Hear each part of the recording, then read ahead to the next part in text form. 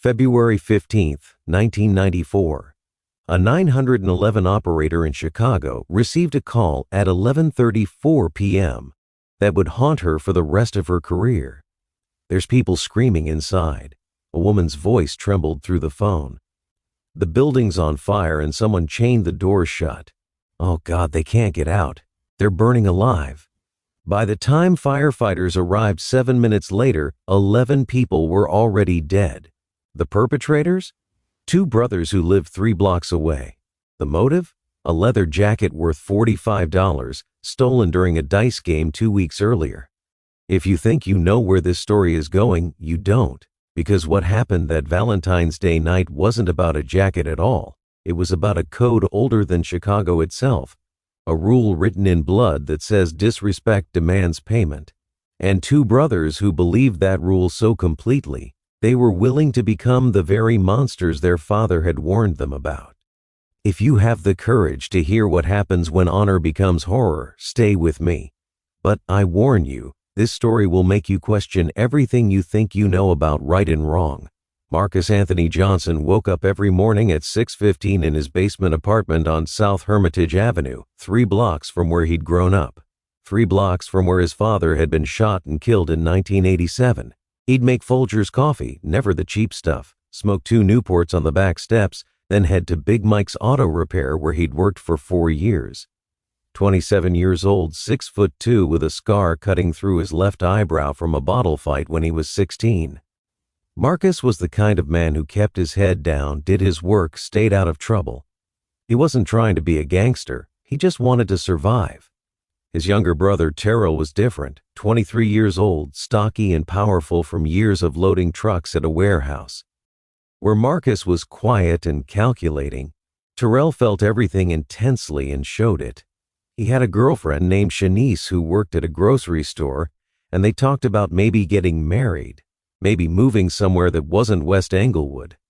But Terrell's defining characteristic was his absolute loyalty to Marcus. Their father had died when Terrell was 16. Marcus had raised him, kept him fed and clothed when their mother was too sick to work. When you hurt Marcus, you hurt Terrell. When you disrespected Marcus, you might as well have spit in Terrell's face. The catalyst came on January 28, 1994, a Friday night so cold that ice formed perfect geometric patterns on car windows. 8 degrees by midnight, Marcus showed up at a basement dice game in an abandoned building on Ashland Avenue, invited by his brother who knew some of the guys. Marcus wore his father's leather jacket against the bitter cold. Not just any jacket. His father's army jacket from Korea, worn and cracked. The only thing Marcus had left of the man who'd taught him that your word was your bond. That respect was currency more valuable than money. The game went bad around 1:15 a.m. Marcus was up about $60. Raymond Thomas, everyone called him Ray, was down more than he should have been, drinking cheap liquor that sharpened his edges instead of smoothing them. Words were exchanged. Marcus accused Ray of trying to cheat. Ray laughed, said something about Marcus being too serious, maybe mentioned something about the jacket, about Marcus wearing his dead daddy's coat like some kind of shrine. Marcus stood up, started to leave.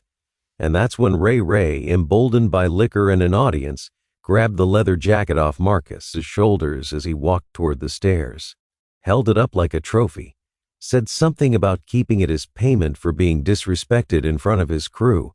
The room went silent. Everyone understood they were watching something dangerous unfold. Terrell stepped forward, ready to turn this into a fight right there. But Marcus put his hand on his brother's shoulder, shook his head, looked at Ray for a long moment, then walked up the stairs and out into the 8-degree night. Without his father's jacket, without another word. 3 blocks later, Marcus stopped, turned to his brother. His face showed nothing, no anger, no fear, no emotion at all. "Not tonight," Marcus said quietly, "but we're getting it back, and they're going to learn what it costs to take what ain't theirs." What Ray didn't know was that Marcus Johnson never forgot anything, that he'd inherited his father's patience along with his coat, that he could wait, could plan, could turn cold fury into calculated action. For 2 weeks, Marcus moved through West Englewood like a ghost, watching, learning, mapping out patterns with the same attention to detail he brought to engine work. He knew Ray and his crew gathered at that same abandoned building most nights. The building should have been condemned years ago. Windows boarded up, front door hanging loose, electricity rigged illegally from a neighboring building. Marcus walked past the building every night, counted who went inside. Tuesday, 6 people. Wednesday, 8. Thursday, 7. They had a pattern. They showed up between 10:30 and 11, stayed until 2 or 3 in the morning. Marcus noted something else. The building had 2 exits. Front door on Ashland Avenue, back door opening into an alley. Both doors opened outward. Old Chicago fire code. The ground floor windows were boarded solid with metal security gates covering them from inside. Another obstacle to anyone trying to get out in a hurry.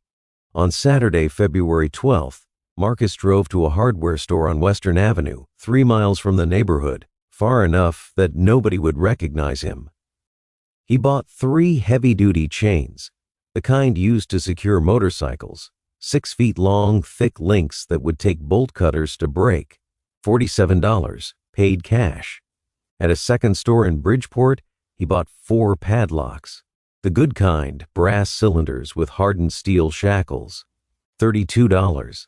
At a gas station on Archer Avenue, Marcus filled 5 red plastic gasoline cans, 5-gallon size. The attendant didn't ask questions. 89 cents per gallon, paid cash. His younger brother Terrell struggled with doubt that came in waves. On Wednesday night, Shanice cornered him in their studio apartment, eyes red from crying. "Where you been going every night? And don't lie to me, Terrell. I know when you're lying. Just helping Marcus with something." "With what? What could Marcus need help with at midnight that's got you acting like you're already in prison?" Terrell looked at her. Shanice was beautiful, always had been. She deserved better than this, better than him, better than a life spent worrying whether her man would come home or end up dead in some alley. Some guys disrespected him, took something that belonged to our father. We're getting it back. Shanice sat down next to him, took his hand. "Whatever Marcus is planning, you don't have to be part of it. This ain't the way, baby. This is the way you stay trapped here forever." He knew she was right, knew it in every rational part of him. But there was another part, louder, more insistent, that remembered his father bleeding out while strangers took pictures, that remembered his brother raising him when nobody else would. "I can't let him do this alone," Terrell said quietly. "He's my brother." Shanice pulled her hand away. "Then I guess you made your choice." Something broke between them that night, some trust that would never be repaired. On Sunday night, February 13th, around 11:30, Marcus and Terrell sat at their grandmother's kitchen table. Dorothy was asleep upstairs. On the table between them, 2 sets of work gloves, 3 chains, 4 padlocks, and keys to a borrowed Buick. "You sure about this?" Terrell asked, voice barely above a whisper. Marcus looked at his brother. Really looked at him. Terrell was 23 but looked younger, his face still holding traces of the kid Marcus had raised. He had a girlfriend who loved him, had a job, had a chance at something better. "You don't have to be there," Marcus said. "I can do this alone. That ain't what I asked. I asked if you're sure." Marcus was quiet for a long moment. Was he sure? In the sense of knowing it was justified, yes. But in the sense of understanding consequences, of accepting that tomorrow he might be dead or in prison for the rest of his life, in that sense, no. He wasn't sure at all. "They took Dad's jacket," Marcus said finally. "They laughed about it. They made us walk away looking weak. So we go there tomorrow. We take it back. We beat they asses if we have to.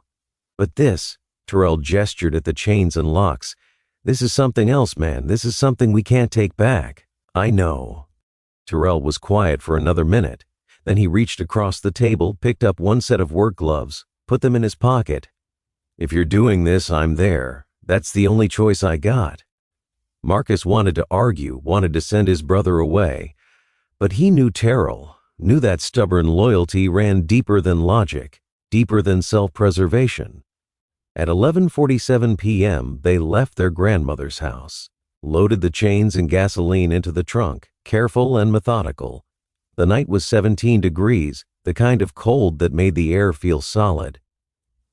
10:47 p.m., Monday, February 14th, 1994, Valentine's Day. Marcus sat behind the wheel of the borrowed Buick, parked half a block from the abandoned building. Through the windshield, he could see yellow light visible through gaps in the boarded windows. Music drifted from inside. Laughter. Normal sounds of young men passing time, completely unaware that their time was running out. Last chance to walk away, Marcus said quietly. Terrell looked at his brother, seeing the emptiness that had settled into Marcus's eyes. Then I'm with you, all the way. At 10:58 they climbed out of the Buick. The cold hit immediately, brutal and unforgiving. They moved to the trunk, opened it carefully. 3 chains, 4 padlocks, 5 gasoline cans, 2 pairs of work gloves. Marcus took the front entrance. Terrell took the back alley door. The plan was simple. Wrap chains through the door handles, lock them with padlocks, make exit impossible. Then gasoline. Then the match. 11:04. Marcus wrapped the chain through the front door handle, pulled it tight around a metal support beam. The chain rattled slightly. Marcus froze, listening. The music continued. Nobody had heard. He looped the chain twice more, secured it with a padlock, tested it. The door wouldn't open more than 2 inches now. Around back, Terrell did the same. His hands were shaking, but he was a Johnson. When the choice came down to family or fear, there was no real choice at all. 11:11. Both brothers met at the Buick, retrieved the gasoline cans. Marcus poured slowly, methodically, creating a perimeter around the building's foundation. The liquid gurgled from the can, splashed against concrete, pulled in cracks.